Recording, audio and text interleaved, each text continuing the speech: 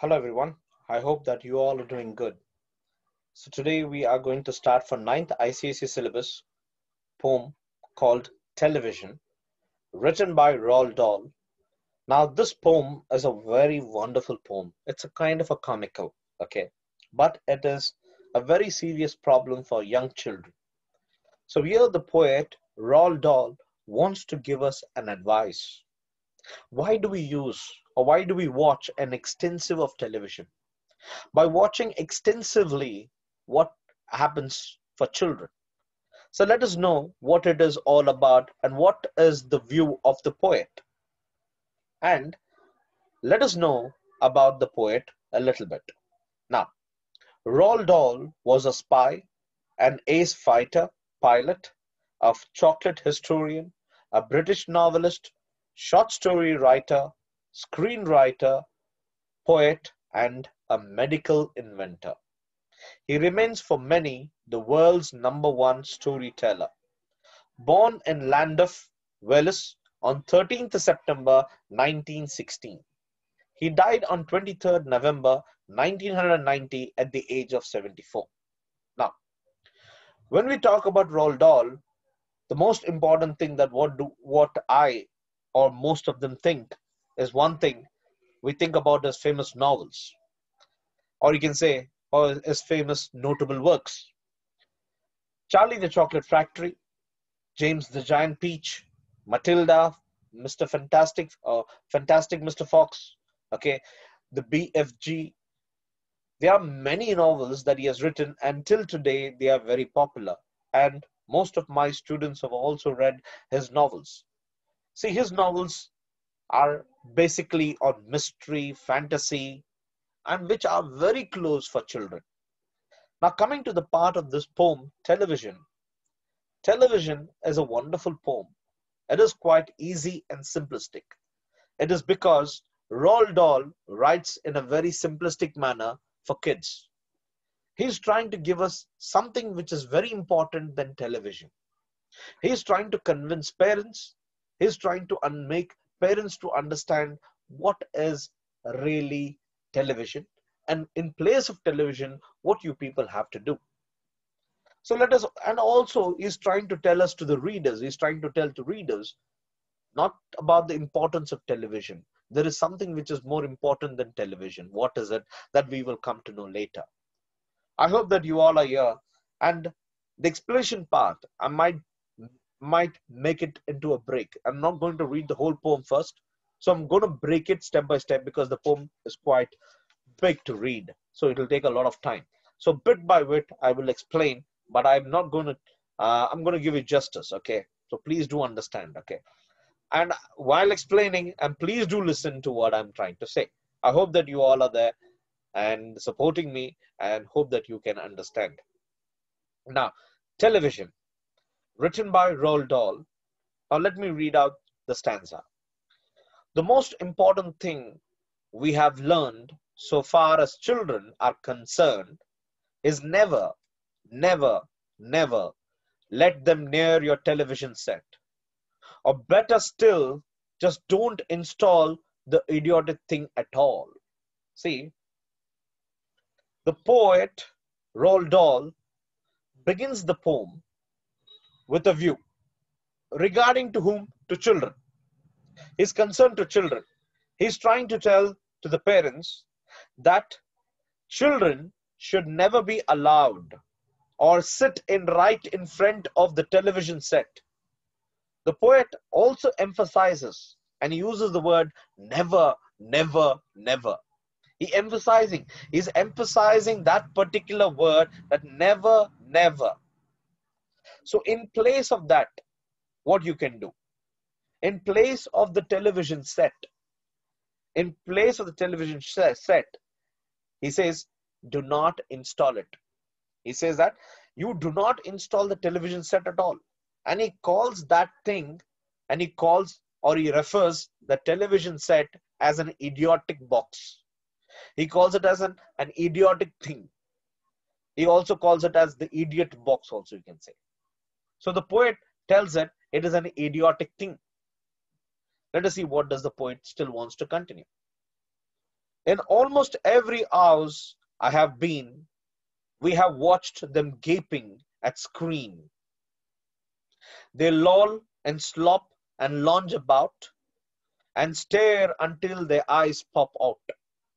Last week in someone's place we saw a dozen eyeballs on the floor. They sit and stare and stare and sit until they are hypnotized by it, until they are absolutely drunk with all that shocking, ghastly junk. Oh, yes, we know it keeps them still. They don't climb out the window still. They never fight or kick or punch. They leave you free to cook the lunch and wash the dishes in the sink. But did you ever stop to think, to wonder just exactly what this does to your beloved thought? See, let me explain line by line. Okay, first let me read out the thing. In almost every house we have been, we have watched them gaping at the screen. See, the poet says, in these lines, the poet says that he has almost visited every house. The poet had visited every house and he has seen, or you can say he had seen children sitting in a very casual manner. Okay, casual and careless manner. No appropriate. They are casual and careless manner before the television set. Okay, that is why the poet says they loll and slot the lounge about and stare until their eyes pop out. See, they stare the television in such a way, okay, as they keep watching the television in such a manner, okay, and if their eyes would keep on watching it, the poet feels that as if their eyes are about to pop out, okay. And the poet continues, last week in someone's place we saw a dozen eyeballs on the floor. He says that. The poet uses a bit of exaggeration, you know, a rubber band, when you pull it, okay, it elasticates, okay. Same way, the poet is trying to exaggerate. So he is trying to use a bit of exaggeration, saying that in in previous week, that is last week, when he visited someone else's house, he saw dozens of eyeballs on the floor. Okay, dozens of eyeballs on the floor. So that is means he is using a bit of exaggeration. Means they keep on staring at the television. They would not see who's there, who's right now standing over there. They would only keep looking at it. Just imagine, guys, you people using mobile phones right now. Okay, and you use mobile phones and you keep on staring at the mobile. Especially nowadays, you know, people are much busy in playing PUBG. Okay, Clash of Clans, okay, many games that they are, and children are so involved in it, as if they themselves are feeling like they are the ones who are holding the gun and shooting each and every one. Okay, so just imagine, the poet uses a bit of exaggeration, saying that last week, that is previous week, he had visited to a house where he has seen dozen of eyeballs on the floor. That means it is a bit of exaggeration. Okay, guys, and let us see what happens. Now listen to me. See, the poet still wants to further tells it. Okay, now the poet still he wants to tell further. See, they sit and stare and stare and sit until they are hypnotized by it, until they are absolutely drunk with all the shocking, ghastly junk. He says that they sit and they keep on staring at the television set until they are being hypnotized. Okay, until they are being hypnotized, they keep on staring. See, they are almost hypnotized by this idiotic box, as the poet refers it. Okay, that means they have been drunk.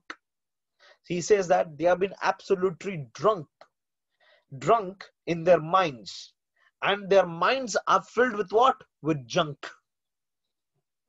Are you understanding? See how the poet is trying to refer it. See, as they have been hypnotized by watching the television, okay, by this idiotic box, that is what he calls it, okay, and as they keep on watching it, and they're drunked by it, As they keep on drinking it, as they keep on filling in their minds are being filled with what? With junk. Junk means waste, good for nothing.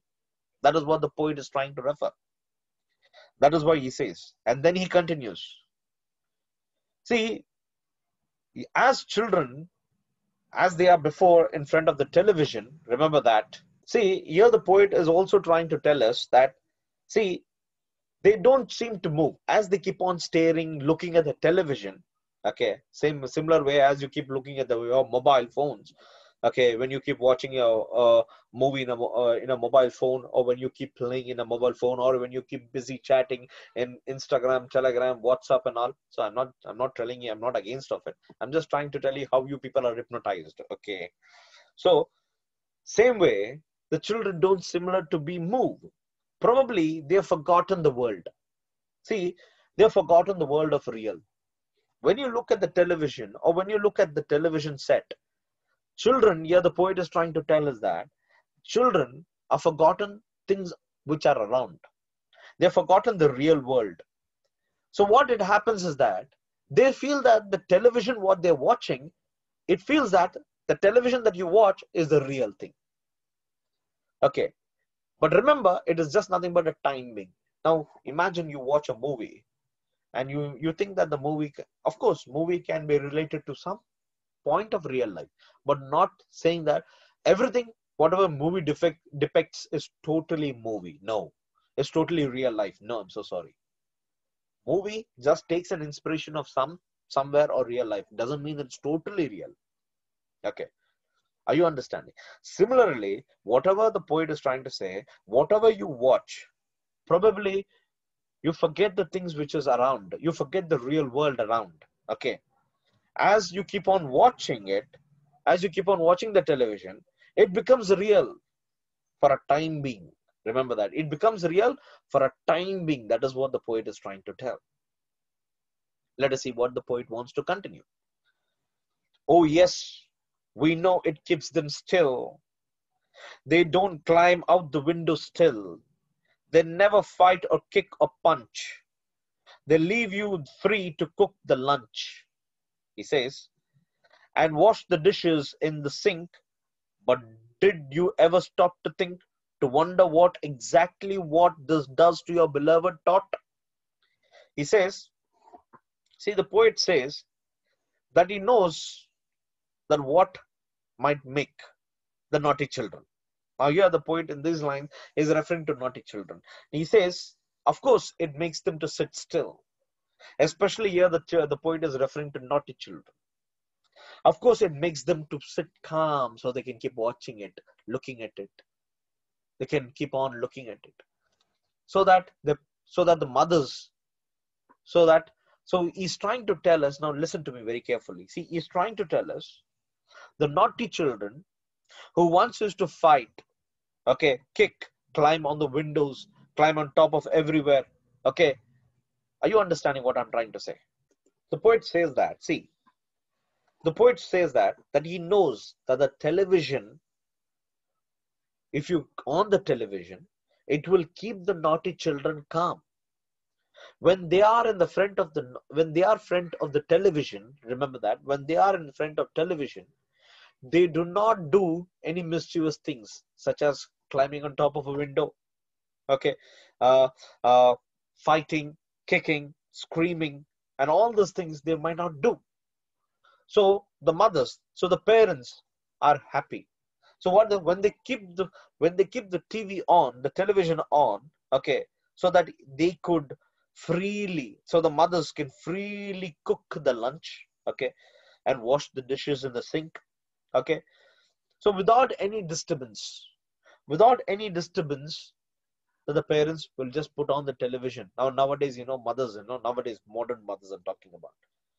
Nowadays, when our mothers and all, like I'm just giving you, when our mothers and all would take us out and feed us, okay, and feed us and see, look there, look that person, hey, look this person and all. But nowadays and all, they show the kids mobile, okay, mobile phones are being shown. So when you show the mobile phone, the nursery rhymes are being put, the rhymes are being played, and As the rhymes have been played, the child will keep quiet and eat. So this is how it is. So this is the magic nowadays. Okay. Similarly, this is how it is. So mothers, they would put the TV on and they would go cook lunch and they would wash the dishes. And that is the only thing. This is the only time where they cannot be disturbed. So they can peacefully work and finish everything. Okay. That is what the poet is trying to tell. But the poet is asking parents right now. Let us see what is he trying to ask. He says, let us know what he wants to ask. The poet, let us see. But did you ever stop to think, to wonder just exactly what this does to your beloved thought? See, as I'm trying to tell you, what is the poet trying to say? See, the poet says that the poet asks to parents right now, have you thought about it? Have you thought something that can happen? Exactly what can happen? That means what harm that the television can do for your loving children? That is what he's using these words. Okay. See, the poet says to the parents whether you have spent a moment to think what harm this television does to your loving children. He's trying to ask. See, as I'm trying to tell you, see, those television shows kills your valuable time. Okay, makes makes you all lazy. Okay, with especially there is no room for physical activities such as play, exercise, and there is no scope of spending time, especially on books and especially on nature, especially on interacting with others. There's so what happens is that their minds have been filled with images what they have seen only in the television. Okay, so once upon a time when we used to read books, we used to just imagine. Okay, we used to just imagine a lot. What is it? We used to have that imagination coming out of our mind. Just imagine kids right now, nowadays, we are so, take an example. Once upon a time, when we were young, we used to take cycle and hang out with our friends, going here, going there. But nowadays, it is very less. Because hanging out with friends is like, hanging out in social network. Now, for example, we have WhatsApp, Instagram. Okay, we hang out in we form a group, name the group of something else. Okay, and we name it and we keep chatting there. But in our times, it was not like that. We would go interact. We would see face to face. We would come to know the feelings. We would come to know the expressions. We would know what is going on. This is how it was. But nowadays, people don't know what is real method of understanding. They don't know what is the real feeling. They don't have that imagination. Only people are just nowadays, people keep status. Okay, they keep status on WhatsApp and status on Instagram. It's just to show off. Showing off your status of no use. Now, for example, I've gone to Bangalore, I show my status. Okay, that's nothing. You're just a piece of time. In place of that, do something else. Don't waste your energy. Don't waste your time. Just keep every moment. Every moment is counting. Every moment is counting. That is what one particular governor, a governor of United States of America, had once told in a speech. His name is Arnold Schwarzenegger. You might know him, especially if you have seen the movies like Terminator, Terminator 1, Terminator 2, Terminator 3. If you have seen the movie called Predator, many movies that he has given a blockbuster at that time, and he was the governor of United States of America, governor of California. He said in a particular inspiring speech, he said that most of y'all might be wasting your time in doing something, but somebody in y'all will be working very hard. But that man who works very hard will know what is life. Similarly, even there was a famous boxer called Muhammad Ali. Muhammad Ali said that I don't count push-ups. He used to say, I should not count push-ups. I start counting push-ups when it starts paining. See, that is how you understand reality. That is how you understand the method of pain. Now here I'm not talking about pain. I'm not talking about I'm talking about reality. What the poet is trying to tell. He's trying to ask to the parents, have you ever thought about it exactly? What harm that a television does to your loving children? That is beloved taught, loving children. That is what he uses the word. He himself answers. So the poet himself is answering. It rots the sense in the head. It kills imagination dead. It clogs and clutters up the mind. It makes a child so dull and blind. He can no longer understand a fantasy, a fairy tale. His brain becomes as soft as cheese. His powers of thinking rust and freeze. He cannot think, he only sees. All right, all right, all right, you will say. But if we take the set away, what shall we do to entertain? Our darling children, please explain. We will answer them to ask you what used the darling ones to do, how used they keep themselves contented before this monster was invented. Have you forgotten? Do you know? We will say it very loud and slow. They used to read. They would read and read and read and read and then proceed to read some more. Great Scots, gadzooks. Now, the poet is trying to tell us what harm does it really do when you watch a television. Let us go through these lines. It rots the sense in the head. It kills imagination dead. See, watching television regularly damages our senses. Okay, it damages our senses. Children are drawn away from reality. That means they are not in the world of reality, as I told you before. Okay. He believes that, he or she believes, whatever he watches or he or she watches without any context, okay, he feels that the world is real. Now, whatever you see that, you feel that is totally real. Example, nowadays, people are so, I'm not against of anybody. People are so, accustomed on a particular hero.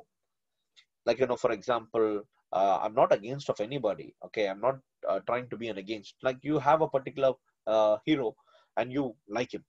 But in place of that, you like him, but they are totally gone into deep into it. Now, what I'm trying to tell is that you like a person, get inspired, and try to be not like him. Try to be much better than your life. Okay. Do something that you can be remembered forever. That is what the poet is trying to tell. He's trying to tell that don't apply things what you see cannot be real. But your real life hero is always your father. Remember that. Your father and mother are always real life heroes because they are every day with you. They are the ones who every day to inspire you. The same way, the poet makes us to believe that whatever you see is not a real thing. It rottens the sense. It kills your senses. Not only that, it kills imagination dead. The most important thing is that when you look into it, your imagination power is being killed. See, when the child or when the children start to live, okay, into a set of imaginary world, okay, now whatever imaginary world that they see in the screen, okay, slowly they lose their own creativity. That is what. Nowadays we have a lot of things, Google. Now, whatever you find, you find everything in Google. So whatever you try to copy that, or you copy that and paste it, and you write that. Especially when you do project works. Okay, what you do is that some of my students, what they used to do that, they would find it in Wikipedia or something, there they would copy that and they would write that same thing, and they would give this and they would submit the project work. And I'm asking you, of course, they have creativity in doing that. But I'm asking you, what did they learn? I asked them, what did you learn? When I ask them questions in the project works, they don't know. They simply keep writing. See, guys, that's not the way I'm trying to tell you. You read and try to write in your own.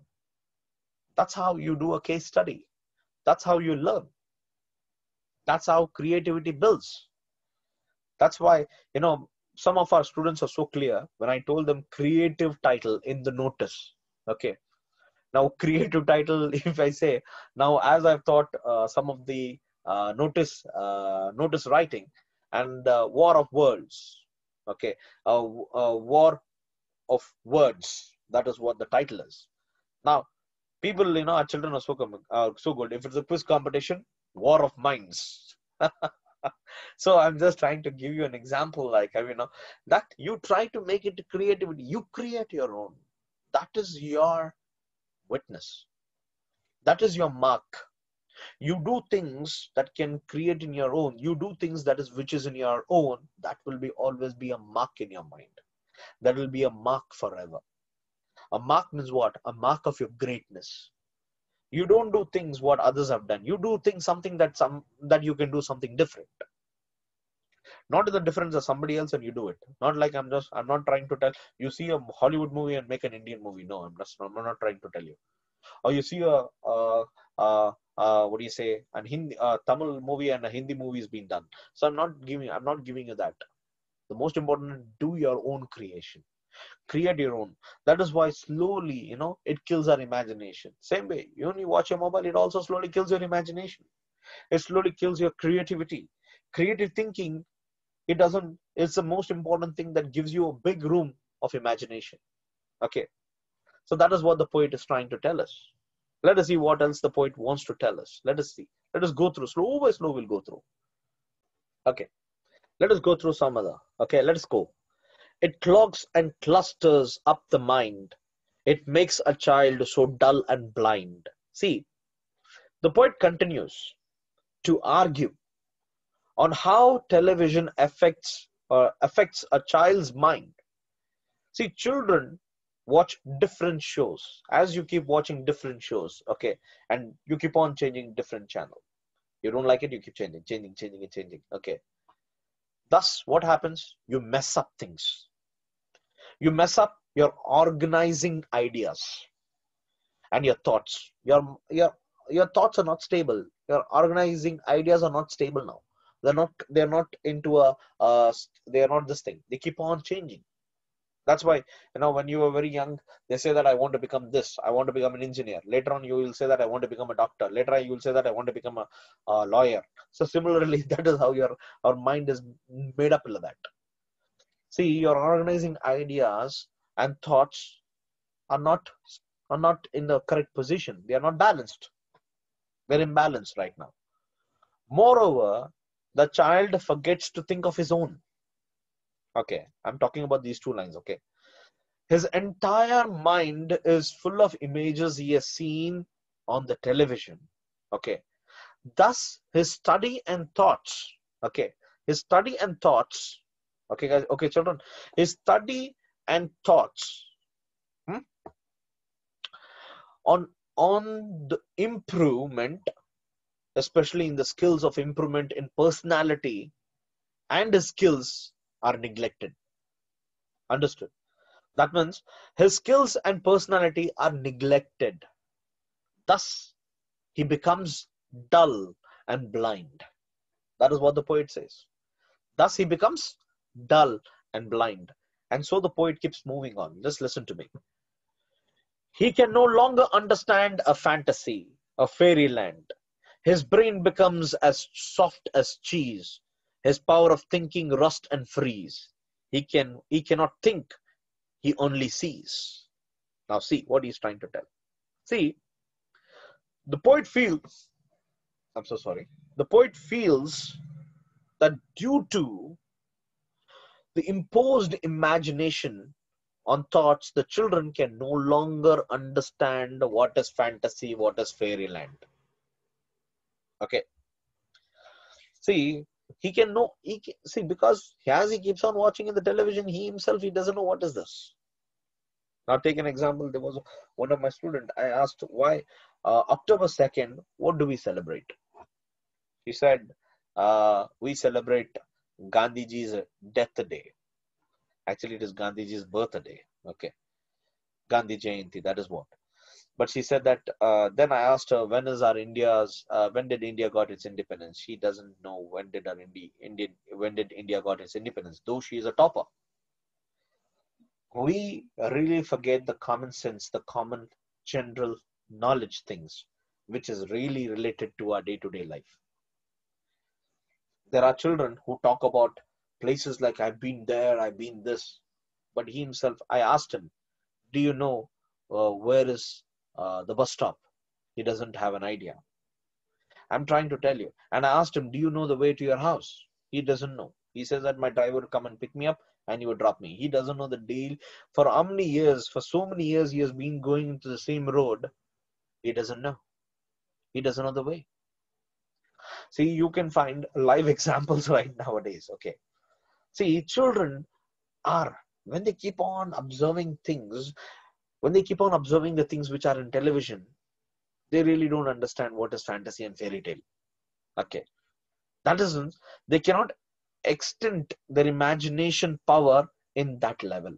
Into any level, they cannot extend. The child will only believe everything what he watches on the television. Whatever he sees, he believes it. Okay. Whatever he hears, he believes it. So that is the only thing what he thinks, that it is the only logic. So that is why his brains become as soft as cheese. You hold a cheese, you cannot hold it. When you hold it tighter, finish, it goes out. See, he says that. And not only that, his own logical thinking to analyze things are being interrupted, disturbed. So the power of thinking and thought are being frozen, has been freezed like ice.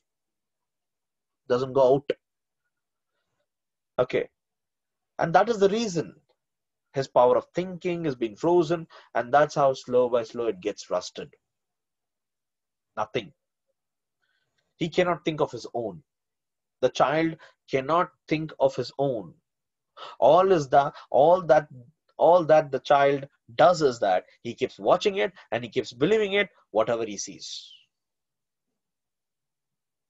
Okay. That's what he's trying to tell. He's trying to tell to parents to understand the capability, what television can do. And the poet continues. And the poet says, all right, you will cry, all right, you will say.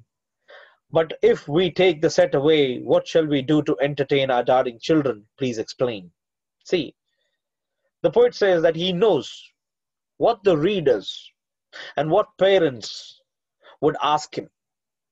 If the parents ask him the question that, how, if we remove the television set away, then what we should do for them to entertain? What we should do for our darling children to get entertained if we remove the television set? Please explain. Tell me what we should do. For this question, the poet has an answer. Let us see what is that answer. We will answer this by asking you, what used the darling ones to do? How used they keep themselves contented before this monster was invented? Have you forgotten? Don't you know? He says, see, the poet answers to the above question only by throwing a question to them only. He says the question what he throws is that what people used to do to keep themselves busy before the television was invented. What people used to do before. And he tells that, and he feels that this television set is a dreadful device. And he calls it a monster. He calls this television as a monster. And he wants the people, and he wants the readers and parents to remind that what they used to do before this television set was invented, when this television was absent. What they used to do before. What are the desired things that they used to do? Okay. And then the poet says, we will say it very loud and slow. They used to read. They would read and read and read and read and then proceed to read some more. The poet himself reminds that in early times, children used to read lots and lots of books. Lots of books. Surprisingly, that people used to spend time, half of their long time, by reading books. And he uses the expression, great Scots gadzooks. He says, it's an expression of amazement. Yes. Wow, what a wonderful time it was. when people used to read and refer a lot of books, and people used to spend a lot of time. Now let me ask you, can you tell me highest readers who read a lot of books, a lot of novels? Let me tell you where. It is in Karnataka, Bangalore, where you find highest people reading books there. And that too, children and adults, 95% people read a lot of books. But to tell you nowadays, of course, I'm not against of anything. People say that what is the worth of reading books, they say. They really don't know. If you read a lot of books, you build a lot of creativity. You build your imagination power so much. You will have so much of common sense to think very commonly. Not only that, it improves your vocabulary, it improves your common thinking, it improves everything that whatever you read. Whatever you read, you understand. Whatever people say, you get.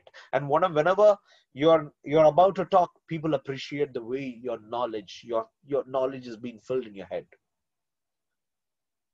Are you able to understand what I'm trying to say? Books are a very thing that plays a very major role. But nowadays, we have forgotten to read books. Majorly, nowadays. Though India is considered to be called as where vast people read a lot of novels, but nowadays children are losing it. We are losing it slow by slow. Understood? And then he says, one half their lives was reading books. The nursery shelves, okay, the nursery shelves, okay, the nursery shelves held books of glory. Books cluttered up the nursery floor, and in the bedroom by the bed, more books were waiting to be read. He says, see, in those early days, the nursery shelves were full of books. The nursery shelves were full of books, he says. Okay. And books were scattered here and there on the floor. Even in the home, even at home, even in the bedroom, books were scattered everywhere. Because people used to read a lot. People had time to read. Of course, you don't say people don't have time nowadays. People have a lot of time. Where there's a will, there is a way. You can read wherever. There are some children, I'll tell you, I'm not making you make it as habit. While reading, while traveling in the bus or while traveling in the car or while traveling in the train, they keep reading. Don't make a habit of that. You spoil your eyesight. But you read in a very cool and a calm environment, you will really improve your imagination. When you read a lot of imagination things, you keep feeling it. You picturize the thing that is in your mind, what you read. That is imagination. See, the poet talks more, that more and books were being waited to be read. That is how people used to read a lot. And then he uses a lot of books, a lot of things which were related in stories and novels in many ways. And such, the poet continues saying that such wonders find fantastic tales of dragons, gypsies, queens, okay, queens and whales and treasure isles and distant shore, where smugglers rowed with muffled oars, and pirates wearing purple pants, and sailing ships and elephant and cannibals crouching round the pot, stirring away at something hot. It smells so good, what can it be? Good gracious, it's Penelope, sorry. Now see, here the poet talks about the popular books of adventures the children used to read in his times. In those days, boys and girls read read fantastic stories of dragons, gypsies, queens, whales, okay, treasure islands, okay, about smugglers, about pirates, about ship, about elephants and cannibals, and so on. You know what's the meaning of cannibals? Cannibals is nothing but one who eat a man flesh is called as cannibal. One who eats a man is called as a cannibal. Okay. Okay. Now, best example, let me give you a cannibal example. If you think about King Cobra.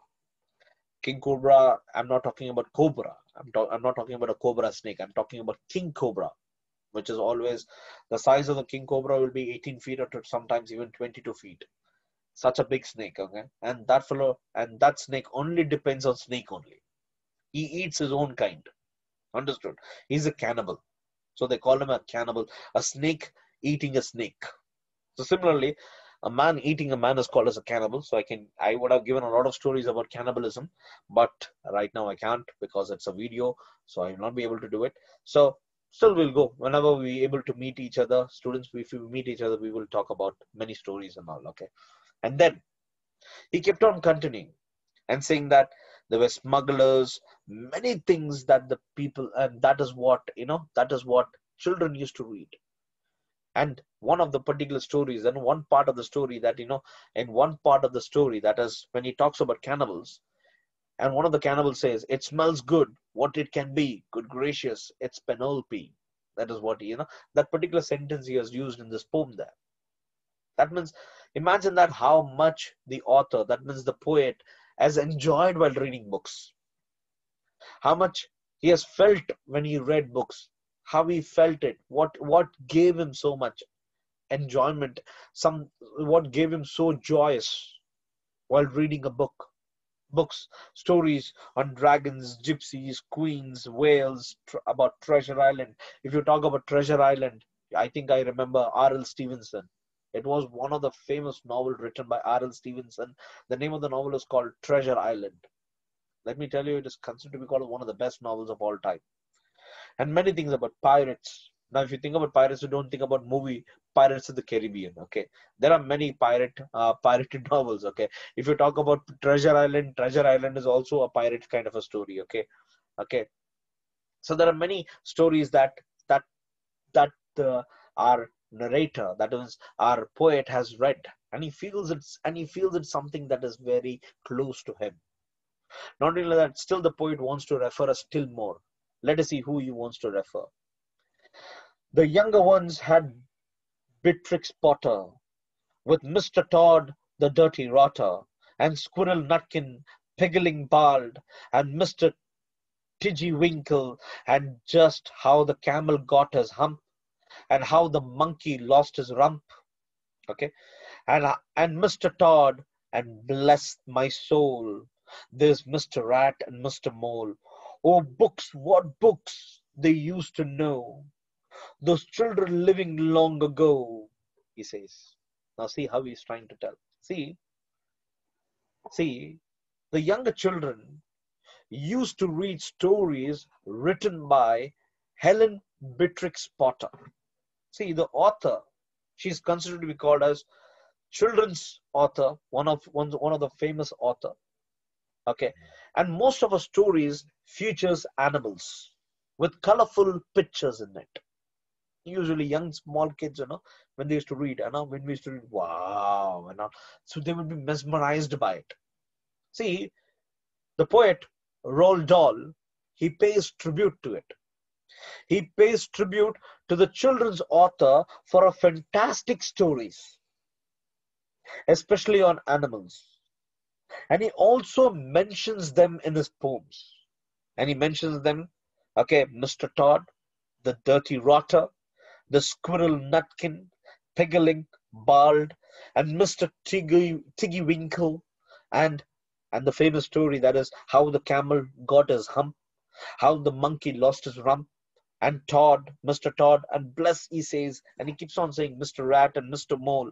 And he says that these stories, the poet feels that love for books and how he enjoyed them in his childhood days.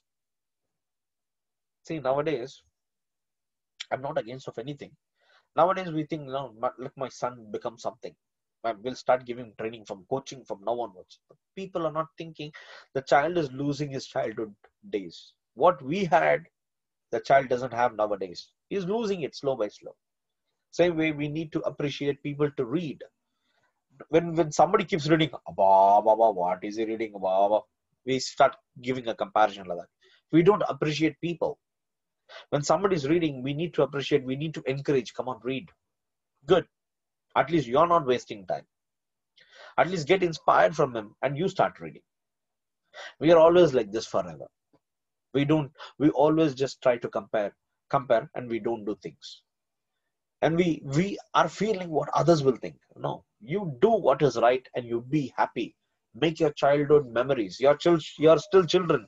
Don't say that, sir, I'm ninth and 10th, sir. No. You are still children forever. Okay. Until you cross 18, until you cross 20, then I can call you, you're not children. But yet you are children. To your parents and for your teachers, you are still children. Remember that. And the poet continues.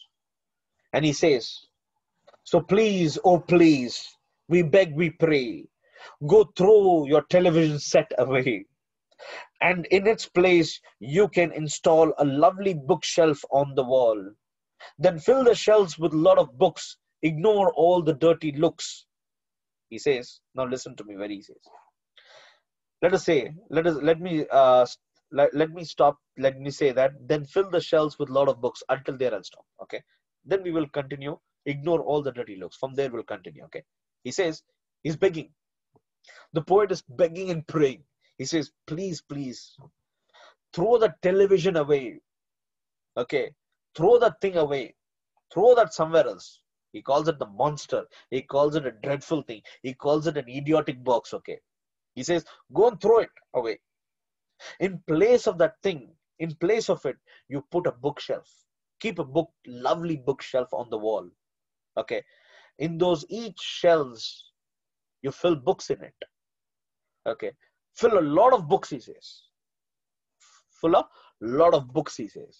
And then he continues. Ignore all the dirty looks, the screams and yells, the bite and kicks, and children hitting with you or you with sticks. Fear not, because we promise you that in about a week or two of having nothing else to do, they will now begin to feel the need of having something to read. See, the poet says, ignore everything. Ignore the dirty looks, ignore their angry looks, he says. Ignore their screams, ignore the way they win their hand, and they're angry, they're yelling at you. Sometimes they might bite you, kick you, hit you with sticks, he says. He says, do not fear. The poet assures parents that after 2 weeks, children would find nothing to do. The poet assures the parents that after 2 weeks, that everything will be fine. When children don't have nothing to do, slowly they will find something that they should read. That's something they could find, something they could spend some time, and especially they would find something in reading.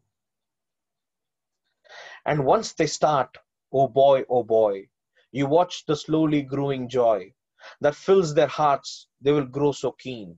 They will wonder what they had ever seen.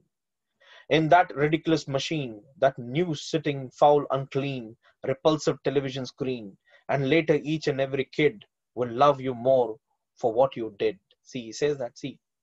And once they keep starting reading, you yourself will say, you will keep expressing, oh my boy, oh my girl, he says.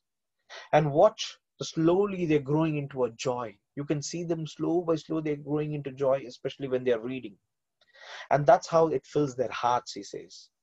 And they will grow in a very keen, they will grow it full of curiosity. It will grow them full of curiosity. It will teach them what is the meaning of curiosity, he says. They will wonder what they had ever seen. They will wonder, they have not, whatever they've seen in the television is just somebody else has done it. But they will see, they will create their own. They will create the imagination mind in their own.